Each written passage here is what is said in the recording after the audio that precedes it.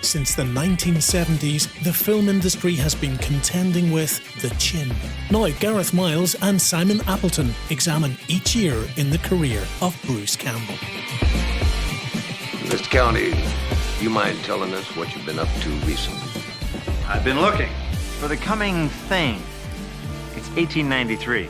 We're only 7 years away from a new century, the 20th century. Don't you sense it? The coming thing. It's right out there on the horizon. It's just around the corner.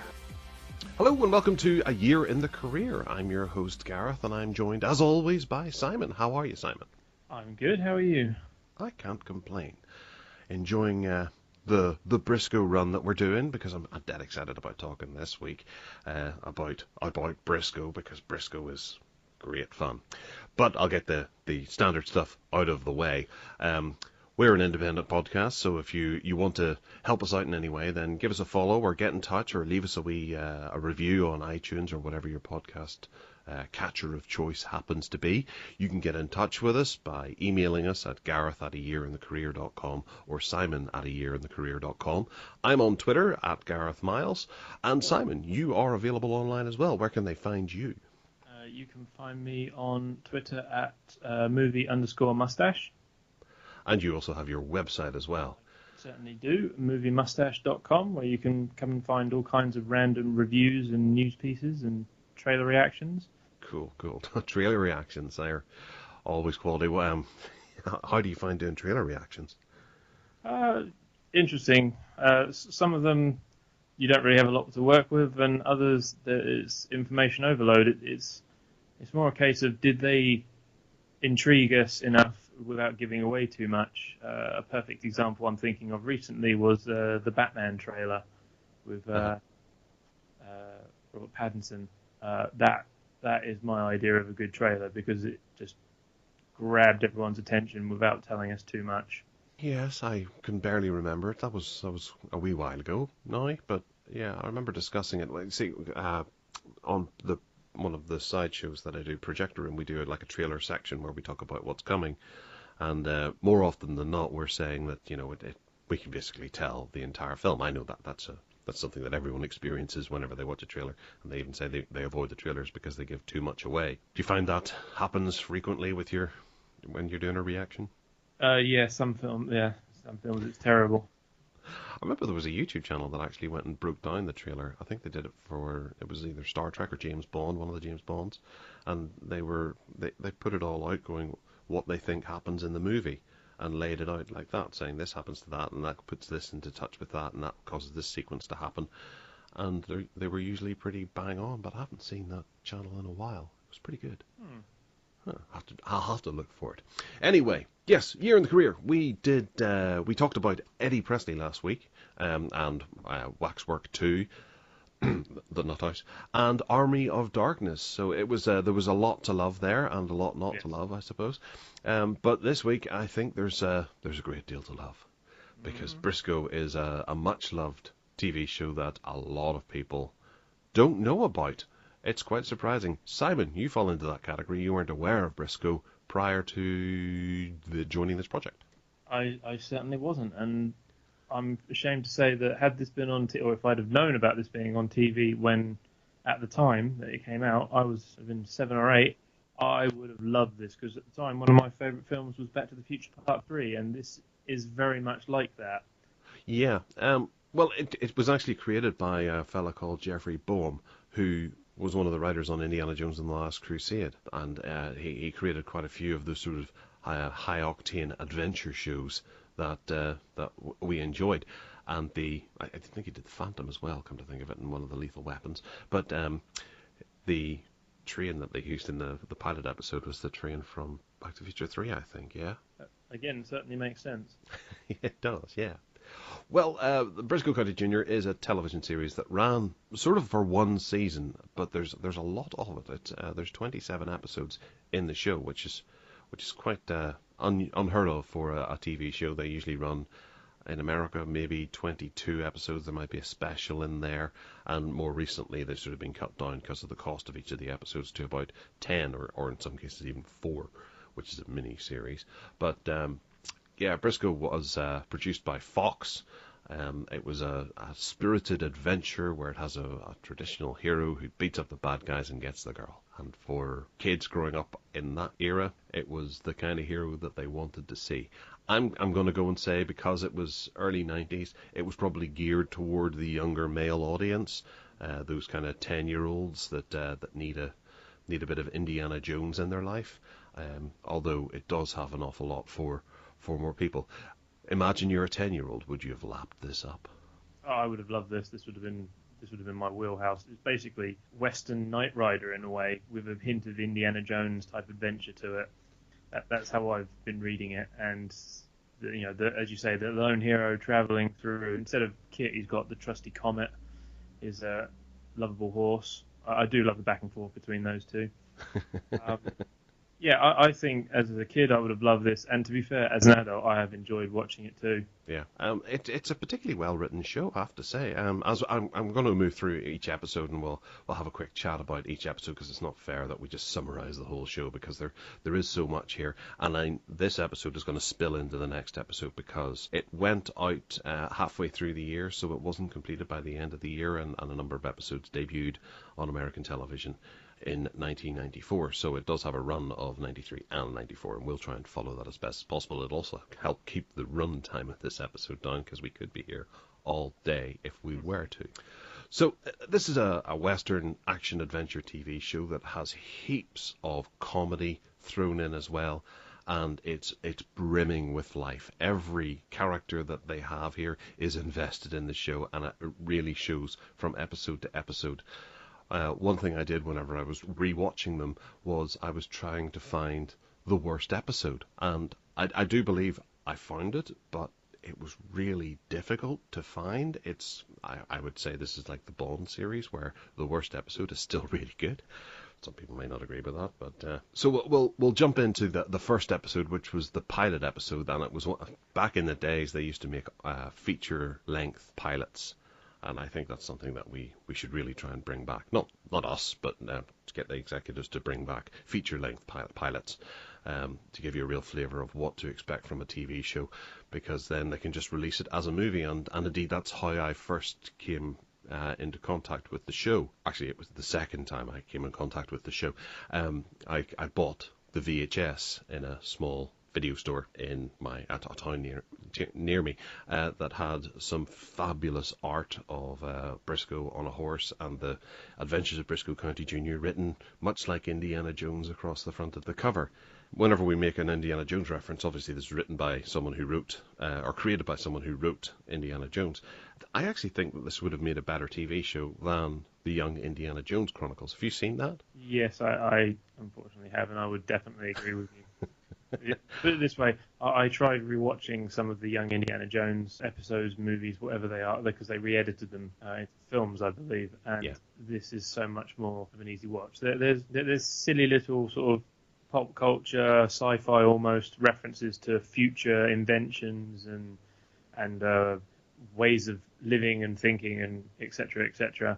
Embedded in this show, but it works so much better than the Young Indiana Jones. They almost went too childish with Young Indiana Jones. They had sort of a focus on let's make it educational, as opposed to a spirited adventure, which, whilst Indiana Jones series is it does have its feet sort of stuck securely in mysteries or religious artifacts that have existed or are rumored to have been existed. There is some substance to what they are following, the quest they are going on. Briscoe does heap in the comedy a good deal more than the Indiana Jones series, but if that was to be pulled back on slightly, because I do feel that I think I do make reference to a couple of rather childish comedy moments throughout the entire series. It's not an unwelcome amount of comedy, but it's not the same as what you would have found in an Indiana Jones film, which would have been stoked a bit more seriously than Briscoe. So, the pilot episode. If you're ever thinking about writing a pilot for a TV series, this is one pilot that I reckon that you should take the first 10 minutes of and study it, because this is quite a complicated show whenever you actually boil down to what's going on, but they managed to write it so well that the audience is totally up to speed with what is going on, and how the series is to pan out, what we're getting into. It's wonderful. I love it whenever someone does just such good work on a pilot episode. Those 10 minutes are incredible, just so well written. I think they use a newspaper reporter to deliver the exposition of the whole show. And well, when they're done with them, they forget about him, which is quite funny. It identifies itself as something that is just a cartoon straight away. I think one of the first ththings they do is they use like a Wile E. Coyote measure to stop a train, and it smashes through through a painted log, or not a log, a pile of dirt. I think they do it a couple of times in the show. You know exactly what you're getting into right from the word go. It's beautifully done. I really was impressed by that. That doesn't happen terribly often in TV shows, especially whenever it comes to something that is as episodic as this. We're introduced to a terrible villain in the name of John Bly, who becomes a frequent face throughout the TV show. We're introduced to Lord Bowler, who's played by the wonderful and unfortunately late Julius Clary. Billy Drago plays John Bly, which is sort of a B-movie heaven there. You've got Bruce Campbell and Billy Drago in the same TV show. That's just awesomeness right there. He was properly buying into the theatricality of that role. I mean, the hairstyle alone. When I think of Billy Drago, you always imagine him in something like The Untouchables, and that kind of slimy character, and that just pours out into every other project that he's on. And here he does have that going on, but he's a little bit likable, yet he's entirely evil. It really is a nicely balanced character. They got the balance with him right, because obviously he pops up as the show goes on, and the way they do it, it's not so much that he becomes tiresome. You're not constantly, oh God, here he is again. It's a case of, oh, I wonder what he's up to, and then he pops up, and you don't know when he's going to pop up, and that's what I enjoy. He was a good villain in that way, a good ongoing villain, whereas Briscoe is also dealing with his day-to-day and other members of his gang. Yeah, you have a sort of ongoing storyline, whilst also it's got episodic, independent adventures. Yeah. We also meet Dixie Cousins, and I'm sure over the course of the next 2 episodes you'll maybe have a bit of a feeling that I think that she's wonderful. She's stunning, and they have a bit of an odd relationship that might actually be the wrong message to kids, I suppose, because they don't settle down and fall in love and get married straight away. They bat about, and he does get the girl frequently, but it's not always Dixie, which is maybe sending out the wrong message. And then, of course, we have a recurring character called Professor Wickwire, who's played by John Aston from the Addams Family. And he's essentially a Q-type character who shows up and helps Briscoe out using machinery and inventions that are increasingly crazy and perhaps echoing future technological advances that haven't quite hit the Old West yet. Slightly jollier than Q, though.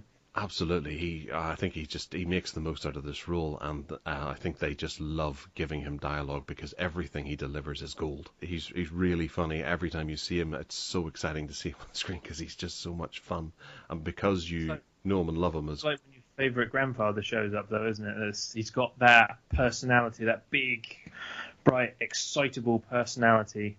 Yeah. I think that's what does it. And they reward the character later on, and I'm going to come to that in one of the later episodes because... whilst he's sort of a Q character, you don't expect something that happens to him in a later episode, which I think was, again, comedy writing gold. You thoroughly enjoyed the pilot episode then?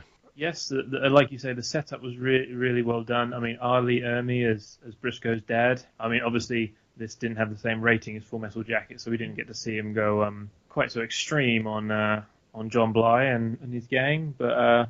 The way they filmed, he was very believable as the lawman, and then the way they filmed it, so you saw a couple of members of Bly's gang, but you didn't see all of them, so they could work on the other characters and bring them in later. If I remember rightly, it was just a line of guns going off, and then you see Briscoe Sr. go down, and the hand on the famous revolver as he falls, which becomes part of the opening sequence. It did a good job to set up the characters and the show, but it was an adventure in itself. Like you say, because it was feature length, they could have some actual fun with just this one adventure, and it started things rolling, and you you've got the science fiction element to it and the Western element to it, and they blended them well. Yeah. The actor Stuart Whitman is in here, and his exit from the movie is a wee bit horror-esque as well, because of the effects of the orb. I think this show has been out long enough that it's going to be difficult not to mention spoilers along the way, especially when certain characters depart the show. So we'll give you a bit of a warning if we're drifting into that territory. Yeah, so I'll go for a spoiler right now. Skip forward 10 seconds and you can miss it. But Stuart Whitman's character is one of the big bank CEO type dudes, and he's wanting the orb to increase his power, and he dies and dissolves in a way that's very reminiscent of actually Indiana Jones and the Last Crusade. Remember what happens to Julian Glover at the end of that? Gruesome. Yeah, I think my son's eyes opened quite wide when he saw that happening in the same way that happened with Last Crusade. But yeah, it was a feature length which delivered a rousing, exciting, and silly climax, which involved Briscoe on a rocket booster blasting his way up the tracks to catch a train that needs to be caught. And I believe Dixie's on it, isn't she? And he has to save her. Yes. So that went out in the middle of 1993, and it did quite well. I think it went out in July, and the audience responded quite well, so they went ahead with a full season thereafter. And I imagine it was probably quite an expensive show to do. The second episode came along in September, when the show took up a full weekly slot on Fox's network, which I believe was a sort of maybe it was a Friday at 8 or 9. And we'll talk about the slot after we've finished talking about the show, because I've got some notes about the slot that it had. The second episode was called the Orb Scholar, which pours a bit more mystery into the sci-fi elements that the first episode played out.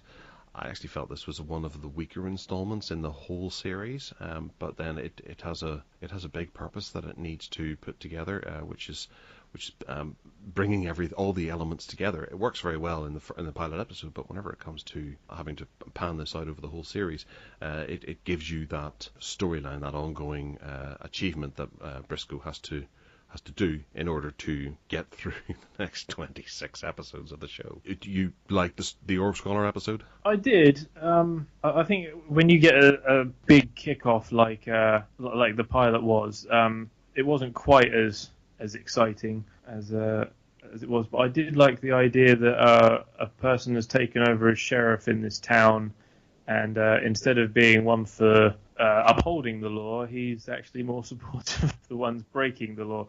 And seeing Robert Picardo, famously the Doctor from Voyager, showing up as this downright low-life deputy going around, like, those men just tried to hijack us or whatever it was, and he's like, yeah, you're under arrest. What? And obviously that was how Briscoe's introduced in this episode to Bowler, a relationship I enjoy seeing grow over the 27 episodes. Mm-hmm. They do make for quite a pair. They do, yeah. It's a perfect, lovable buddy duo, a bit like maybe Lethal Weapon, which, of course, our creator had written the third installment of Lethal Weapon. Maybe it was more, but I know him from doing Lethal Weapon 3. What I liked, as I say, with the relationship, and you saw it sort of start to build here, is that even though it's called The Adventures of Briscoe County Jr., Bowler never feels like a sidekick. That's a constant joke, though. Yeah, there is the constant joke, obviously, and I do appreciate that. But in terms of characters, they felt equal. There were things that they both brought to the table, and they were a team. Mm-hmm. I mean, yes, Briscoe might get the moment here and there because he's the titular character, but I liked that it wasn't a case of it was always him. Sometimes, it was them as a team, or Bowler was off doing something while Briscoe was doing something else, and there was always a purpose to it. Yeah. Yeah, and also this is the episode where Bowler does some singing, and he proves that he's actually a pretty decent, got a good voice, I suppose would be the best way of summing that up. Yeah, so I'd say it was a fairly routine, standard episode, and you're absolutely right. It does suffer because it's in the shadow of a pretty phenomenal opening pilot episode, which it's never going to live up to that. It's got a hard task. It's Return of the Jedi syndrome. Yeah. Yeah. Another example I was thinking of was the first episode of NCIS, when that first broadcast. It was the man dying on Air Force One. He's the guy carrying the football around. And then you go to the next episode, and it's a Marine died in a parachuting accident. And as much as it's another good episode, because it comes straight after the pilot, it's just not quite as exciting. Yeah. That old. I think it happens a lot with TV shows. You get the big, exciting pilot, everyone's really excited, and the next episode comes along, and it's a good episode, but it's just not quite as exciting as what went before. But then if they did exactly the same thing and did another big bombastic, you'd run out of ideas a lot quicker, and it would get boring quicker. So there's the give and take of that, isn't there? Yeah, I fully agree. Because this episode and one episode that I'm going to come to later on are the only two that I ever felt were not as strong as all the other ones. Every other episode is like, I think this is one of the best. I think this is one of the best. I had to stop doing that because it is a constant high, and perhaps maybe that's why it only lasted for 1 and a bit seasons. Yeah. So we moved on to the next episode, which was No Man's Land, and it went out the following week. I probably won't carry on telling you when it went out, but during the year. This was one of the ones that I did quite like this because we had Denise Crosby popping in from Star Trek, and then Judson Scott as well popped up, and he was in Star Trek 2 as Khan's right-hand man. Yes. And this was more of a return to form. It's a town that is entirely made up of women, and it's somewhat un-PC as Briscoe comes in and he needs to save the town that's entirely populated by women. But, this is where we start with the joke about there's two ongoing jokes that start in this episode. The first one was Professor Wickwire's love interests are these two muscular German sisters, and I think that's just a beautiful idea. That he's just this lovable old man who works in his lab, and he's got these two incredibly fit ladies waiting for him upstairs, which is great. But also, we have the Swill Gang as well, who come back a couple of times, or at least are referenced to as the stupidest villains that they've ever had to pursue. Where you've got, it's an old, I think, Muppets Take Manhattan joke, where there's Will Swill, Bill Swill, Gil Swill, Phil Swill, and I think there's another couple as well that they refer to later on, because they get confused. Even the brothers get confused. But one of the nice roles that I noticed was Jeremy Roberts plays Bill Swill, who went on to appear in Running Time with Bruce a few years after this. So that's something we'll be coming to later on. How did you feel about No Man's Land? I quite liked it. I did, yeah. You like you say, you got the German women and their odd singing blacksmithing act, which was like you say, the way that the professor's just taken with them, and but he's as much interested in their work and their skills as he is in them. Yeah. Because even if they're not in an episode, he regularly references, this is something they made. Oh, but that's for another time. And the idea of a town totally populated by women, I could quite understand why women would do that, especially in the frontier, just because they've been treated poorly. So just find somewhere no one else wants to live and just set up camp and build something better. Yeah. And then like you say, you've got the ongoing joke of the Swill brothers, and they were hilarious. And you've literally got the three idiots, and then Judson Scott's obviously onto a winner here, because it's like, stand me next to these three and I look a lot better type deal. So it worked well for him. And I quite liked him as he was the slightly, for a bad guy in one of these adventure TV shows, he was slightly more charming and intelligent than the rest of them. Yeah. And a lot of the time, Briscoe just happened to get unlucky, which is why they kept getting away with things. But I quite liked it. As I said, I liked that it didn't always have to stick to this ongoing storyline. There were times where it could just, we're going to put that on the back burner, we're just going to do something else. Do a little break from the norm, if that makes sense. And this was one of the first ones that did that, and I liked how it did that. obviously, we haven't actually really talked about Bruce in the lead as Briscoe, but I guess over the whole series we'll talk about how good he is in the role, because it's a hard role to play in that it's a title character, it's the central lead, he's supporting the whole show, and he has to throw his back into playing the role. In his memoirs, he talks about how he had to audition for this role about 5 times, and he had to perform the role that he does in Evil Dead 2. If you remember when he's battling his hand, he throws himself over in the kitchen. He had to perform that in front of them, and I think one of the auditions basically boiled down to him walking in, someone saying, "Do the throw," and he does it in front of them, and then they're like, "Okay, next." And, that's him through to the next round of auditions. He had to perform this for all the execs working their way up Fox. Because I guess, his background is entirely horror, and they want to put him into a family show. So there was some risks taken. This has got to be one of the most successful auditions ever. And I'd love to know who else he was up against. I imagine some of the better co-stars that are in this, the likes of Judson, may have gone for the role of Briscoe, and they've gone, no, we're going to go with this guy instead. You can be a villain in particular episode. And I think that shows through whenever we see Briscoe in a fight, and particularly in this episode.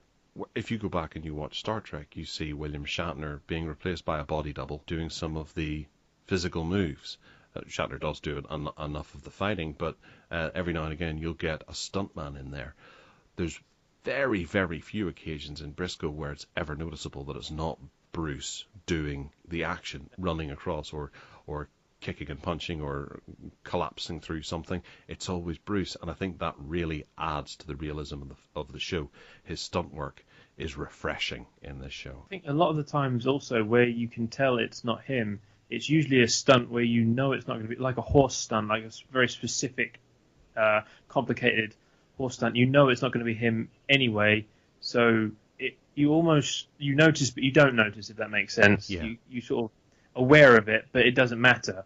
What you're seeing is still amazing, and that's enough. And I think, like you say, there was a risk with recruiting him, but if we go back to the Evil Dead 2, you had that perfect blend of horror but with comedy in it, and the fight with his hand is an example, and that's why he works so well, because there are sort of, not obviously as strong as Evil Dead 2, but there are sort of horror type elements to what's going on here. I mean, the aforementioned orb.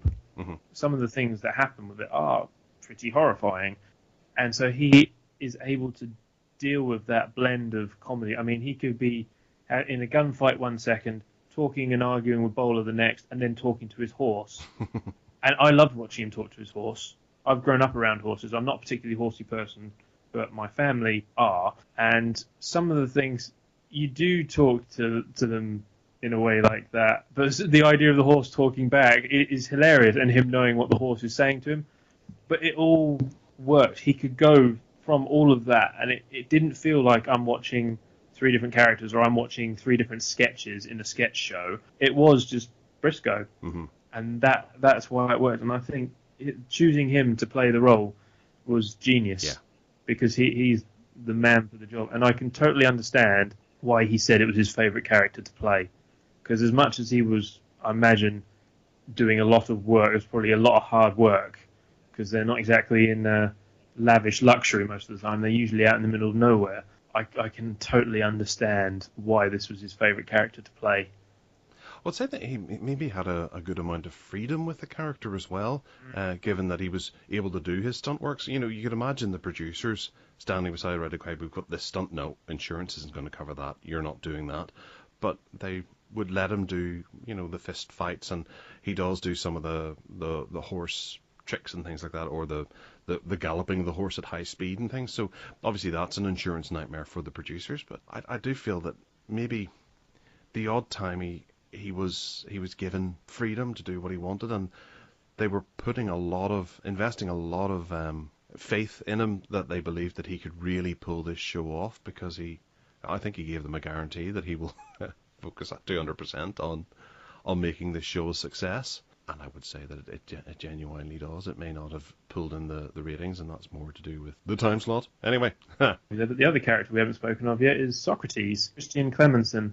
Who went on, I think he was with Shatner, actually, wasn't he, in Boston Legal. That was one of the ones that I went, oh, it's Socrates. I didn't come across him for many years after this show, although having a quick look down his filmography, he's in... Yes, he was in Boston Legal. Yeah, he's in Apollo 13 and Armageddon and Big Lebowski. I'll have to revisit those to refresh my memory with him.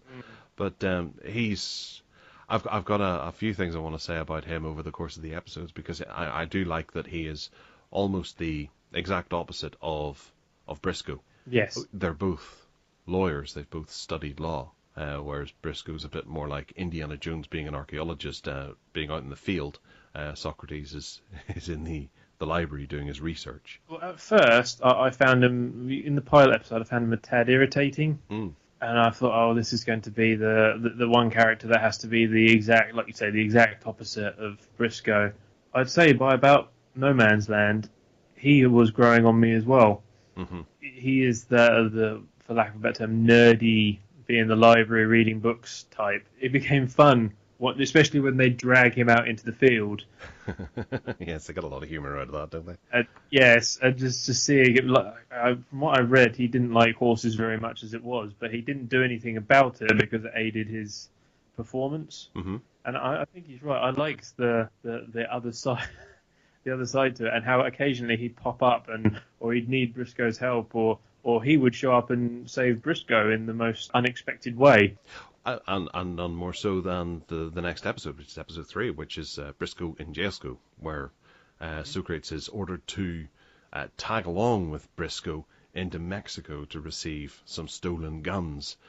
And yes. This is where you get to see the dynamic and the respect they kind of build for each other, which goes on through the series. I quite like this one. It was a wee bit blander than the one that came before in the pilot, but it has a small amount of ingenuity to it, and it's got a funny return of a main villain. I'm glad you mentioned him. Yeah. Do you want to take this one? Pete Hutter, I think, is one of my favourite characters. The way he shows up every time. How is he still here? And he just, hello, Briscoe. Every time, and Peach, you touching my peach. That's a good impersonation. It's stupid. Well, thank you. It sounds stupid, but I thought he was brilliant. Every time he showed up, I was like, yeah, this is a Pete episode. Because he's dumb as a box of rocks, but every now and then just pulls something out of his proverbial. And I think I've seen him in a show before. John Piper Ferguson. Yes, he's in The Last Ship. I watched the first series or so of that, so I remember him from that, and obviously remember the signature long hair, because he's the mercenary they pick up, or the private military contractor they pick up at one point, and he sort of ingratiates himself into the crew. But no, here he just made me laugh every time, and the way he speaks and talking about his piece, as he likes to call it, and I love the running joke of how he would inexplicably return, even though apparently he died in the last time we saw him. He does. I've actually written it down. Correct me if I'm wrong, Pete, but weren't you killed in a gunfight? Yeah. I was. It was only a gunshot, but I got better. Yeah. I'm stronger and now with less of an appetite. And then there's a later one, wasn't it? Didn't we last time we see you had a Chinese ninja star in your back? And he's like, yeah, but that's the thing about a Chinese ninja star. And an hour later, you're just alive, or something ridiculous like that. And it's like that might be pushing the boundaries of political correctness here, but no, it made me laugh. And every time he shows up, it didn't matter what he was up to, whether he was helping or whether he was going up against Briscoe. I was always pleased to see him. Yeah, he's a great character. I think he's one of the most fondly thought of characters outside of the main principals. It's hard to even call him a villain because they all love him so much. Yeah. So it's a Pete episode, so it sits right up there. Although I think thankfully he was there. I think without Pete, this episode probably wouldn't be No, you're right. So that followed up with another Socrate heavy episode, Socrate's sister, Socrates' sister, if you like, because they call them Socrates, and Americans pronounce it Socrates, and we call it Socrates, and then in Greece it's Socrates, or is that Italian? I don't know. It's so I have no idea. Just go with whatever way we're comfortable with. If you don't like that, then tough. So looking at the IMDb casting here, and I'm loving that every episode the fourth billed person coming up is Comet. yeah, that's true. Yeah. Well, They don't credit the horse by his actual name because there's 4 different horses playing him. It's literally just Comet. well, that kind of suits, doesn't it? Yeah. Yeah. So Socrates' sister, she Charmed, isn't she? She is a lawyer like Socrates, and she's charmed by William Russ's Jack Randolph, who's obviously like the charmer con man of Bly's gang, and she shows up to defend him, and he manipulates her into helping him escape because he's not going to get a fair trial or something like that. That's right, William Russ is in this. But the note that I've actually made in bold letters of all is that for a Back to the Future reference here, George Buckflower is in here. Yeah, if you remember him, he's the crazy drunk driver in Back to the Future. Yep. He pops up here as well as I believe a drunk. Yeah. Perfectly cast. This was a pretty good episode. I've noted the score on this one was particularly good. I really did quite enjoy the music that was coming through in this show as well. It does take a turn probably whenever they decided to try and cut costs and maybe cancel the show, it gets a wee bit hokey. But early on, the first good few episodes have a really good theme tune and supporting incidental music throughout the entire the show. And also Pete comes back in this episode as well, which is another top-notch casting there. He goes swimming, if I remember rightly. Yeah, that's right. Yeah, that's they're doing the deep sea diving, aren't they? With Professor Wickwire's underwater suit, dry suit. It's not a wetsuit, it's a dry suit. And then there's a punch up on a raft in the middle of the sea or platform. Yeah, that's where the music kicks in because it was quite exciting. That was a good rousing climax. So then episode 4 came along, and that was Riverboat. This was one of the first episodes I saw, and I loved this. This is where Briscoe basically does Maverick. Yes. And it really oozes Maverick vibes, which is no bad thing in my book. There's a pretty good fist fight, and this is where I really started to form my opinion that Bruce really was making television history with his energy levels and effort that he's putting into selling everything, because the fist fight in the alley really does have a touch of realism to it. And even afterward, where the next couple of scenes, I noticed that Briscoe's character was a little bit out of breath. And he's been in a fight, so he's exerted some energy, and he's sort of catching himself back up again. And I really like that. It's just a couple of minutes worth, but there's a fight, and he seems exerted afterward, which doesn't happen quite often. No, they're normally back to full strength and ready to go, yeah, unless they've been shot or something, in which case they'll slow down. But I really like that about this. We have Xander Berkeley. Some people will know from The Walking Dead. He was in there, wasn't he? Air Force Azar. He even had a brief appearance in Heat, which is one of my favourite of his performances. Al Pacino screaming at him. Oh, right. Okay, I don't quite remember. I haven't watched Heat in a while. There's an excuse to watch it again. Yeah, he turns up in everything. He's just such a fantastic character actor. I think Taken as well springs to mind. I can't remember if it was the first or the third, but he's in one of them. First one. Then he gets younger and grows his hair back and becomes a Scotsman. Oh, right, okay. Yeah. I thought he was a delightful villain, deliciously evil in this episode, because it was, whereas like previous episodes, it was Briscoe doing his thing, he'd fire his gun, not hit anything, and then go and punch the bad guy, and it was chasers and that sort of thing. This one, it was, we have to be clever. Yeah, there's a lot of double crossing going on in this one. Yes.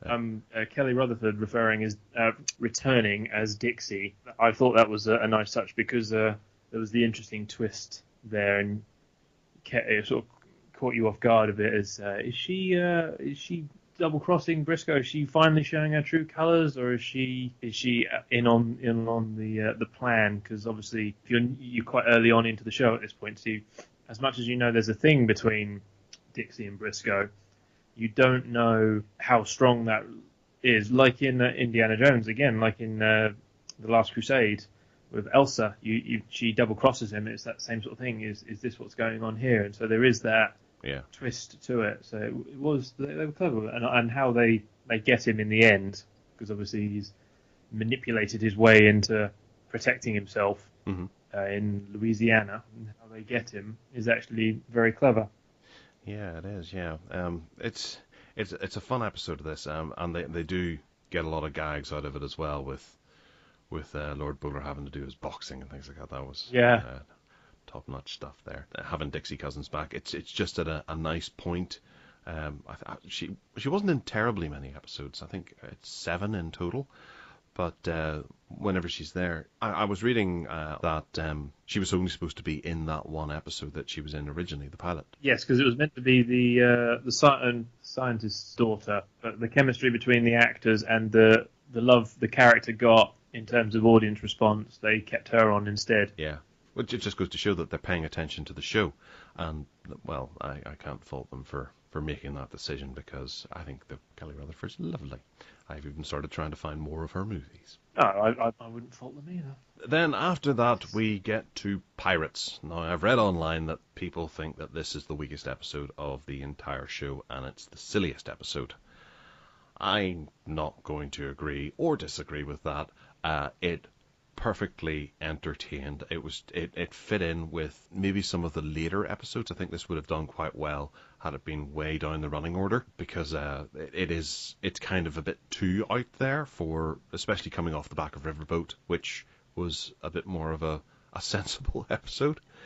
Yeah. But I did get a kick out of the fact that they are sand pirates, and if anyone knows the movie The Majestic that we'll be coming to, that's quite relevant.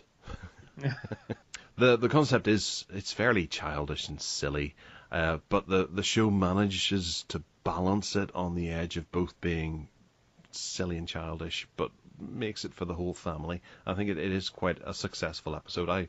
I really enjoyed it, and the lead bad guy, was it Clayton Sims, wasn't it? Oh no, it was Andrew Divoff. Yeah, sorry, I'm looking at IMDb and confusing myself. Maybe I shouldn't do that. I'll go to my notes. Yeah, he plays Blackbeard Lecut, and he's a pretty formidable bad guy. Again, it's B-movie heaven, with Bruce and Andrew facing off against each other. Did you enjoy this one, or did you think it was a silly thing? When it first started, I thought, sand pirates, and it was a bit cringy. But I think with all the episodes, I just settled into it after a few minutes and just enjoyed it for what it is. Yes, it's silly, but when you boil down to it, it was his ship got taken from him, so he did whatever he could to make enough money or loot to get another one, a better one, whatever, and basically did what pirates stereotypically do, but just on the land. So he found a place to stash his loot, and then went off in search of more loot. And so I did enjoy it, but I can see where people are coming from when they say it's one of the sillier episodes. Yeah. But Andrew Divoff did properly embrace his role as the Yar pirate, Yar. Which has got to be a hard thing to sell. It has, and I think he did it very well. Well, from one silliness, we move into a little bit more of I'd say this is probably the most serious episode of the whole show, Senior Spirit, where we have John Bly coming back, and we also have Briscoe County Senior coming back as a sort of ghostly apparition, helping Briscoe with his quest. And I think this is the one where I was fully cemented in Drago being a perfect villain for the tone of the show. He is very likable whilst being entirely sinister. The father-son dynamic in this episode really slows things down, and you kind of look forward to the bits with Bowler and Wickwire to keep the pacing going. So that they're the more welcome scenes in the show. Did you find that at all, or did you find it a wee bit slower? Yeah, the only thing I will say is I did enjoy seeing the two of them together. I thought they were very believable as father and son. I mean, R. Lee Ermey has obviously a very particular style, and obviously they cast him in certain roles, and he plays this one very well. But I thought their relationship worked. I loved it when he made the comment about it. You're not still talking to your horse, are you? But yeah, I see entirely what you mean. It did sort of like when he's trying to find the trail, then all of a sudden his dad's there, and it's like, well, you're looking in the wrong place, and it's like, Yeah. Really, I can see what they're trying. Obviously, they've got this actor. I mean, not necessarily a great actor, but a good actor who's also a big name. I mean, if you say R. Lee Ermey, most movie fans will think of Full Metal Jacket, and that's, you obviously want to take advantage of that, but you've also got the issue of you killed him off 10 minutes into your pilot. Mm-hmm. So I can see why they brought him in, and it did cement the relationship, and there's an element of, by the end of it, you do understand why he's so dedicated to the idea of avenging his father's death. Yeah. But yeah, it did drag things back a bit. There is one other moment in this episode that I think is one of the worst in television history, and that's the explosion toward the end. It was woeful. I don't know how they let that go ahead. But anyway, that moved us on to Briscoe for the Defence, which was the 9th episode in the run. And this one sees a really funny constant saloon guy where what's the summary? An old friend who is on trial for murder insists that Briscoe defends him as his lawyer, even though he hasn't handled a criminal case for over 5 years. The court is happening in a saloon, and there's a constant gag from the judge that it's a cafe. And I really liked that joke. It was just, I think they make the most out of a joke, and they know how to keep the joke from going stale as well. They don't do it too much. It was really well written, this episode, and it actually was quite unpredictable what was happening. Each character's quite well rounded, and it makes for a witty, fun courtroom whodunit. I did note that the sheriff has a really dodgy mustache. You noticed that as well, then? Yeah, that was fantastic mustache. Yeah. I agree. I liked the whodunit element of this, because this was one of the episodes where you come into it and you go, what the hell is going on here? And even if you didn't like the episode, it's one of those things that grabs you and it's like, I'm not enjoying this, but I have to finish. I have to find out what the hell is going on. Because I've watched films and TV shows before, and people said to me, including my missus, she said to me, are you enjoying this? I'm like, no, not at all, but I need to know how it ends. And she's like, I'm glad you said that, because I'm thinking exactly the same thing. I cannot think of any examples currently, but I know there have definitely been ones where we're literally just watching it. Lost springs to mind? Yeah. That is not the case here. Like you say, it is one of the better episodes, and it is a case of what the hell is going on. And once again, Briscoe does invent a new form of forensic science to save the day, even despite Sheriff Bumper and his dodgy mustache trying to stop him for no apparent reason other than just because all the way through. I've just realised that we've got up to episode 9 without actually mentioning the coming thing. Which is a continual quote from Briscoe, that he's always searching for the coming thing. That's why science and technology really play a part in this show, because his character thinks that they're ending the 19th century and moving into the 20th century, so it's an exciting time and we're going to see big developments, and it's prior to the Industrial Revolution and that sort of thing. So he's just on the cusp of that, and I like the way they decided to harness that, and it made you be a bit more aware of the time period, that anything could go here, and it could even go into the realm of complete fantasy, the likes of the Orb. It's long. They say history lasts for 3 generations, and this kind of is 3 generations ago, where technologies that were developed then that may not have carried on will be forgotten and lost. So they could have invented anything they wanted around here, and it'd be forgotten and lost. So I think that's a nice reminder that Briscoe's, he's always forward thinking, and he's rarely thinking of the past, aside from the last episode whenever his father showed up. Bowler's usually complaining about the coming thing. Oh, the coming thing. Oh yes, yeah. Whenever there's tire tracks and things like that, he's very hesitant about them because he can't track them as well as horses. Yes. So the next episode was Showdown. This was episode 10. And the Briscoe returns to his hometown after he receives a letter from his childhood sweetheart asking him to help with her alcoholic father, who is the town sheriff, and bring down a young man who's wanted for the murder. I found this quite an odd episode. There was one act of violence in it where someone gets a bottle smashed in their face, which was a bit much, I felt, but there was a great joke where they pull over some speeding horses that are going too fast, and take down the details of the people just like they would do nowadays. Oh, John Hawkes is one of the villains now I think about it, wasn't he? He was Utah Johnny Montana's assistant. That was an early role for him.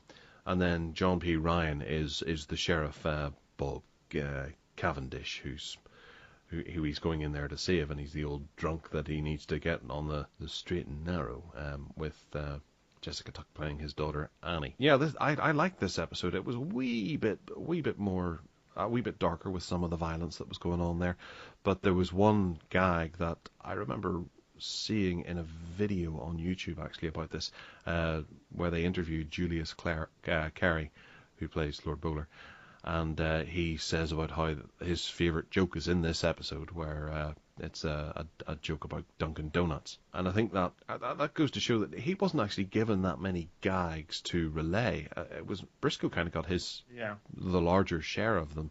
So he, with having Bowler actually interact with something that is future set, it was a bit undone, or not done quite as often. Yeah. What did you think of Showdown? It's more of the classic.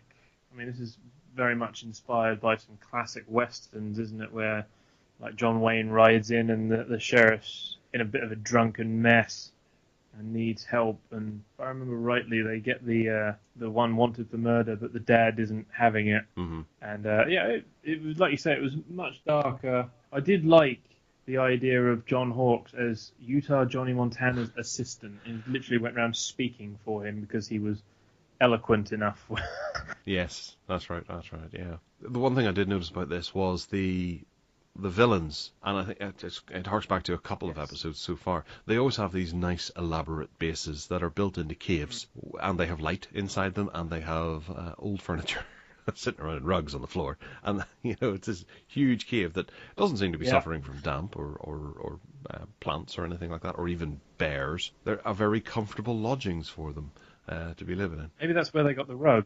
Oh, true, yeah. Killed the bear. I suppose, yes, they could be that talented. They'll weave it into a regular rug.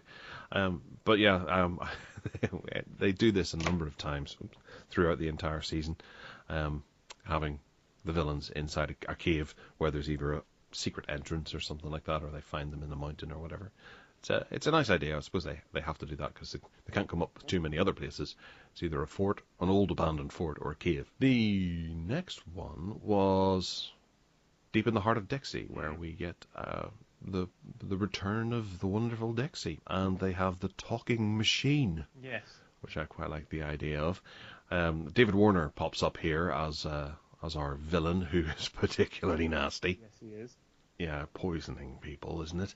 And I did like there was an action sequence in here which was a bit like The Last Crusade, which I think there might have been a bit of inspiration crossing over from there.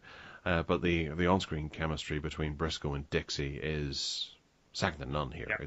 This is where you really, really start feeling that these two are perfect. And whilst bringing Dixie in full time as a constant ongoing girlfriend might debilitate the series somewhat for him to have a love interest, it's nice whenever she does pop up. I do like that. And instead of where he does have a romantic liaison with a girl, she generally, I think it's in the next episode, she'll lay the lips on him and then say, I just wanted to see what it felt like. Yeah. And you're like, right, okay, that's one way of getting out of a relationship challenge in the episode here, yeah, because he's secretly thinking of Dixie. So yeah, what did you think of Deep in the Heart of Dixie? I thought it was another fun one. It's quite an adrenaline-fueled chase because they're constantly on the run. You also got to learn more about Dixie's background and where she grew up, which, given what she does for a profession and how she behaves, is rather interesting. And seeing her all dressed up as a nun was, well, it was rather amusing. But yeah, no, I liked this one. As I say, it was quite adrenaline-fueled, and what's his name? David Warner as the villain was. He does again plays a very delicious villain, and without even really trying, he just talk, and there's that sinister nature to him, and he had a very specific way of thinking and a way of doing things, didn't he? And one of those typical villains of my opinion is all that matters, and what I say is all that matters. But he does play it very well, and he's relentless. I think that's the word that best describes him. He is relentless. Yeah. Oh yeah. He's David Warner always is a great villain whenever he does that, and he's a legendary actor, I suppose. Great character actor. The next episode was Crystal Hawks, which took me a while, but Sheena Easton's in here. She of For Your Eyes Only singer, which I thought was a bit of an odd casting, and I had to go and do a little bit of looking into her filmography, and she acts in a decent amount of TV shows and movies over the years. So I hadn't realised that was the side of her. I thought she was just some kind of pop star. This one starts with a very typical one-off, dark and brooding opening.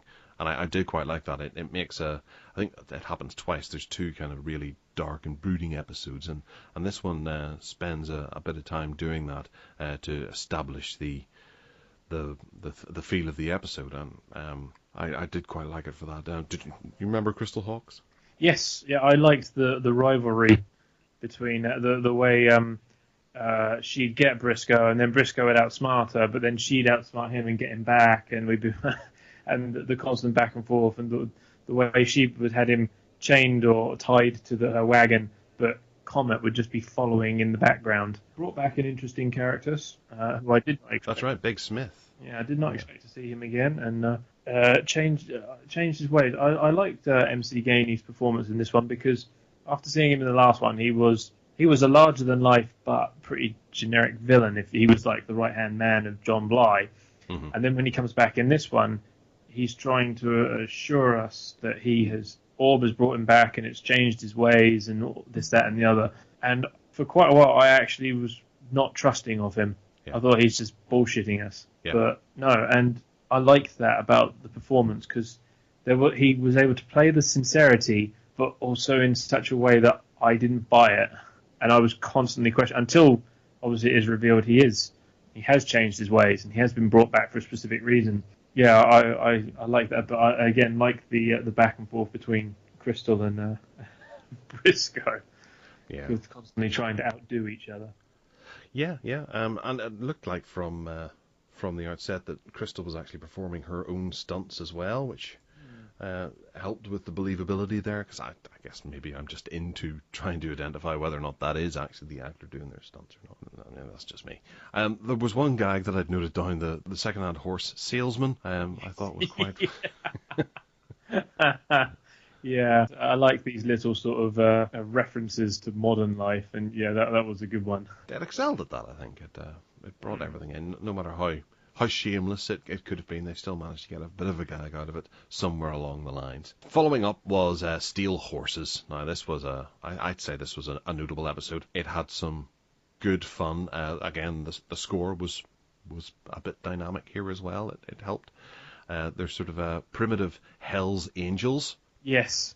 Zooming around the outback on their motorcycles, much like the film Easy Wheels. Yeah. That we discussed a wee while ago. Paul Le Mat playing Dawkins would have been a really nice touch. But we get Don Michael Paul. Do you know who he is? I'm looking at him now.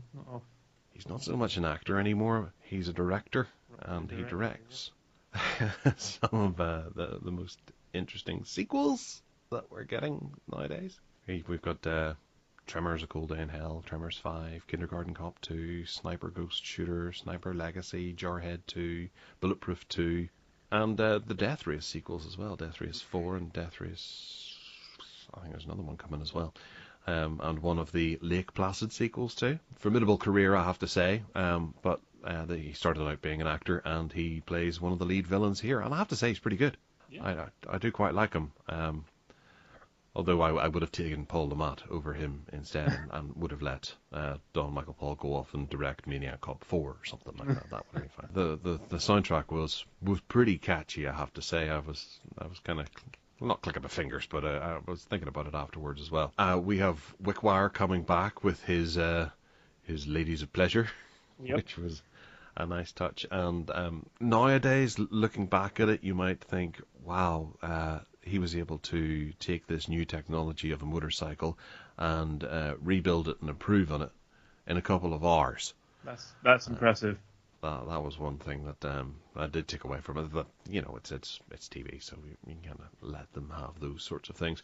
What did you think of Steel Horses? It's one of the slightly sillier episodes, but yeah, it works in the context of this show. I think that's you're right. They get the balance right, and because it's not meant to be historically accurate, it's meant to have that silly science fiction-y side to it. It kind of works. And the coming thing. This really is the coming thing. A recurring joke they seem to have in this show is one of the henchmen on the bad guy's side doesn't speak English. They always speak a different language. In this case, you've got Hans, the German Hell's Angel, for lack of a better term. And it's always that element of he doesn't speak English, but he always seems to know what's going on, and they're all in sync. They got the.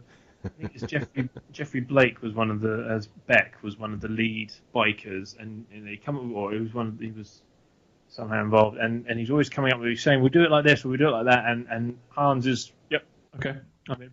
But he'd be speaking in German, and there's that funny scene where the twins have to be put to better use, interrogating rather than building, because they understand what he's saying. I can't imagine, given how strong they looked, that he would have lasted very long under interrogation. I noted a couple of things about, for some reason, whilst I was watching this, I decided to point out errors, or something that I didn't quite get. At one point, Professor Wickwire points out a lever on the motorcycle, and he says, "Don't use this." And my notes I finished off and said it was never referred to again, and I couldn't work out what it was. But also there was another little continuity error where they use dynamite to blow out a fire in a cave, but they pick the dynamite up out of a box of dynamite sitting beside them, and they throw the dynamite at the fire, and it explodes, and they all get blown out, yet the box of dynamite doesn't explode, which I thought was kind of convenient. Funny. Yeah, but I did notice that it was nice that Comet got a little bit of he got to show some drama. Yes. Where he was a wee bit jealous over the motorcycle, which was kind of cool. Yeah, I like the whole, I'm not replacing you, I just need this for now. And then he shows up at the end and say, no, you didn't. I also quite like, is it Dennis Fimple as Gully Barton? He was the trader on the road, wasn't he? Fleecing people out of, or trying to fleece people out with his, whatever trinkets he was selling out the back of his wagon. Oh yeah, and they destroy the wagon, or rip them off, really. Yeah. Again, another fairly strong episode, and I can't really fault it too much, aside from that box of dynamite. So next up was Mail Order Brides. I haven't written too much about this, actually. I must have just been fine. This one is about 3 mail order brides who hire Briscoe and Lord Bowler to find the Swill brothers after they stole their dowries from them. Meanwhile, Socrates prepares for the arrival of $1 million royal bull that was a gift from Spain. That was a wee bit hokey, kind of humorous. It was nice to give Socrates something somewhat meaty. Bull meat. Yeah, steak. Sorry. So it felt like a wee bit of a return to norm, and they were back in the West. The last couple of episodes had been, there was a bit, they had sort of two sets. There was one that was kind of like not a city, but a brick-built town, and then there was the old Western town, and they kind of jumped between the two. And I felt the last few episodes had concentrated more so on the brick-built town or the city that they were in. Usually when it's Socrates that they're dealing with, they'll go to his office, which is in a big university type thing going on. So this was fully centered in the Old West, and it was kind of nice. But yeah, there was a decent amount of bar fights and comedy moments in this episode. I think I can't remember it that well. It was one of the lesser episodes, I think. Yeah, the brides I seem to remember were quite funny. Yeah. Enjoying Bowler's annoyance with them. Well, obviously we get the Swills brothers back. Yeah, Swills came back. That was a highlight. And now I remember the at the end the sort of the hostage situation that evolves, and them trying to negotiate with the Swill brothers. Oh yeah, being rather challenging. Yes, we'll give you $10,000. Is that a lot? Yes. Yeah. That's right, yeah. It's a comedy of parts. Maybe all the parts didn't quite function as well. And it's not as memorable an episode because it's not standing out. Their mum Swill's mother was rather amusing, if I remember rightly. She's got a thing for Briscoe. She's got to take him out. So the last one we'll come to in this particular episode, because it was the last one that was released in 1983. This brought us up to the 17th of December. It didn't get a run over Christmas. They took it off until January. Was AKA Kansas, and we get Dixie back in this one. Briscoe poses as the gunslinger Kansas Willie Stafford in order to get close to Dixie's cousin's ex-husband, Doc McCoy, who was a real Western person, isn't he? Val Kilmer played him in Tombstone. Yes. Yeah, he didn't have tuberculosis in this one, did he? No, obviously hadn't got it yet. But we get a bit of a look into Bowler's home life, which is quite surreal. Yeah, oh yeah. And this is the one where we have a bit of the ongoing gag of Briscoe being the companion, because Bowler always saw Briscoe as the companion. And that's where I think this was where the dynamic sort of starts taking up for that companion piece. What did you think of this one? This is going to sound repetitive. I liked it. It was a good one. There's more of an element of that. It's not just all about shooting and fighting. There's the story to it. The Briscoe's posing as someone, so there's the whole having to be clever and get one over on them that way. And obviously there's the jealousy and all the emotion in Briscoe's with Dixie, but Dixie's with her ex-husband, and the whole trio messy issues that brings. Yeah, it's nice that she gets another backstory. The music was jazzed up a wee bit as well on this one. They tried to expand some love life for Socrates in that, was it Rita Avnet? Just can't get enough of him, and she's obviously Yes. not as genuine as she would appear. But I did like that the climax of this was essentially the same climax as Goldfinger, where they were just going to gas everyone and steal it's the super cannon, isn't it, that they're chasing after, and that's kind of fun that it was. I just noticed it was Goldfinger. There's a lot of Bond influences in here throughout the show, which isn't a bad thing, I suppose. Yeah, so that kind of rounded out the year. We didn't get the full season in '93, and the more I think about this, I struggle to think where this was on UK TV.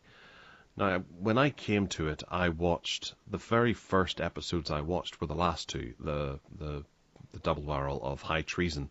They were played one day on Sky, and it was back in the day where Sky wasn't the way it is now. You didn't have Sky Plus or anything. You could still use a VCR to record things off Sky. And I put the VCR or the VHS in the VCR, and I'd record it, and you couldn't change the channel.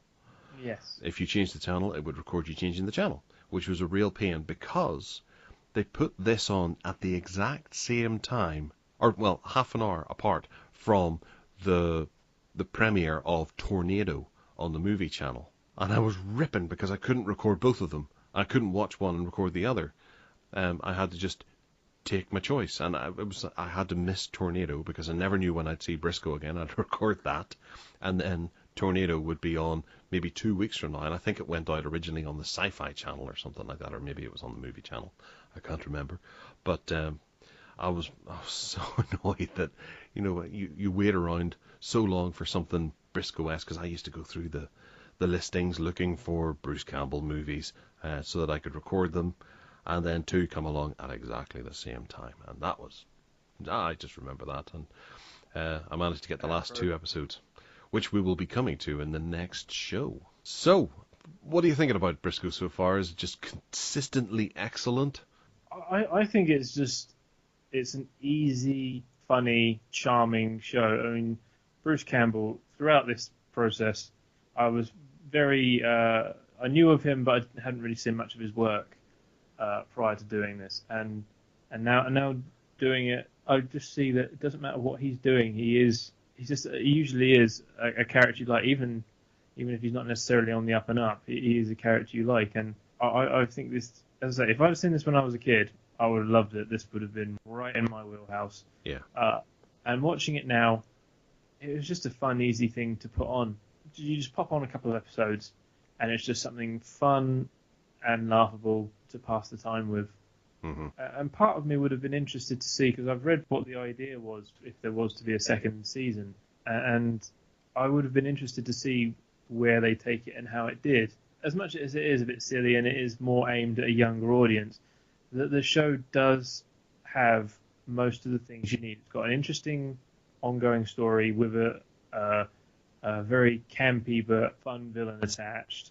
The main characters that we see every week are brilliant together there, and they're very lovable. Some of them take a while to grow on you, others you like instantly. Obviously, Briscoe, they set him up so as you like him from the start. Other characters you like but not so bothered by, and as the show goes on, they grow on you. And so this show has got a lot of what you would want in an ongoing show, but unfortunately it didn't find its audience at the time. Mm-hmm. And I guess now it does have a tad of a dated feel. If you were to turn around and say, "Oh, I just found out we've got season 2, we'll do that in episode 1996," I'd be like, "Great, more Briscoe." Mm-hmm. So I'm loving it so far. I'm enjoying this show. See, this is it's a secret show really that not many people know of. A lot of people know of Bruce Campbell through the Evil Dead films, but whenever you actually concentrate on this show, other shows and movies, he's notorious for injecting just that little bit of ham whenever he knows it's just a wee bit duff. Maybe it's a direct-to-video sci-fi movie or something. Yeah. I'll be the Bruce Campbell that everyone wants, and that sells the movie. Here you can see that he's an actor's actor. He's supporting the show. Yep. He's doing exactly what is required. Even down to the very look of him. Whenever you get a close-up of him on the screen, he's so believable as a Western hero. He's got a very likable face. There's no, whilst he does have some scars on his face, he doesn't have anything sinister about him that would make you think, oh, I don't trust him. He is entirely trustworthy, and I think that's why he is just perfect for the role. And then whenever he delivers his performance as Briscoe, I tried to see this from the point of view of a family sitting down watching Briscoe County Jr., not knowing anything about the lead star, because they probably won't have heard of him before when they first sat to watch this on the Friday night it went out with their family all together. He was this new entity that was coming into their homes that they hadn't seen before, this guy with the big chiseled chin, and he's doing all the right things, and he's making them laugh, and he's making them think twice, and he's entertaining them, and for that he's entirely successful. If you had have put anyone else in there, I don't think that they would have not been able to score as highly on every single aspect of performing as Briscoe. They might have tried to inject, he can't be this clean cut, he's got to have a darker side to him, or they would try and meddle around with it, but Bruce understood the show and made Briscoe an entirely viable family hero for people to get behind, and a bit like Indiana Jones, who still has that darker side. The more you look at Indiana Jones, the more you realise, what was he doing with his students? Right? Whereas Briscoe doesn't have that, and over the entire show, I don't think you could analyse it far enough. The only thing that I could ever say is a bit negative is his relationship with Dixie, and whenever he clears up what he says he needs to clear up, they don't go and settle down. He carries on being the bounty hunter that he's set out to be, to carry on his father's work, and I think that is the only failing when it comes to Briscoe, and it's not addressed in the show. Anyway, we haven't finished talking about the show right now. We're going to move on to the next handful of episodes that were released in 1994, of which it's pretty much the other half of the series. starting in January. So we will be back to talk to you about the continuing Briscoe and a little ensemble piece that Bruce was part of, his hand in developing the hula hoop. Alright, so if you want to get in touch with us, you can by emailing us at gareth@ayearinthecareer.com and also simon@ayearinthecareer.com. You can find us online. Simon, where can they find you? You can find my site at moviemustache.com, and you can also find me on Twitter at movie_mustache. Excellent. You can find me on Twitter as well at garethmiles.com. And other than that, take care. See you next time.